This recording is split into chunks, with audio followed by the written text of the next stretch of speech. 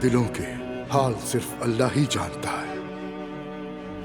और हम तुम्हें तुम्हारे माल और तुम्हारी औलाद के जरिए जरूर आजमाएंगे, और सब्र करने वालों को खुशखबरी दे दो।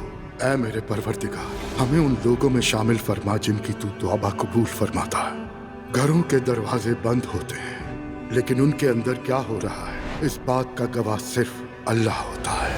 अब बुरे दिन हमारी जिंदगी से निकल गए। और ये किसने कहा? अब दुआ है कि खून के घूंट पिए बगैर यही बेरी का शरबत पिया करे। जानते हो, मुझे उन लोगों की जरा भी परवाह नहीं है। सबके सब मर जाए, कोई फर्क नहीं पड़ता। यानी एक सरफिरा आया और चारों तरफ गोलियां बरसाने लगा। मैं कहती हूँ कि तलाक दे दो मुझे। मुझे भी गोलियां लगी थी, उसके बाद भी मैं आज तुम्हारे सामने खड़ा हुआ हूँ। शायद हम दोनों एक दूसरे के लिए बिल्कुल बने ही नहीं थे। वो लड़की जलती फिरती नफरत है। कहाँ रह गए थे? जरूरी काम में बिजी था। प्लीज मुझसे नाराज मत होना। मेरी जान, बहुत प्यार करता हूँ तुमसे। और मैं भी बहुत चाहती हूँ तुम्हें।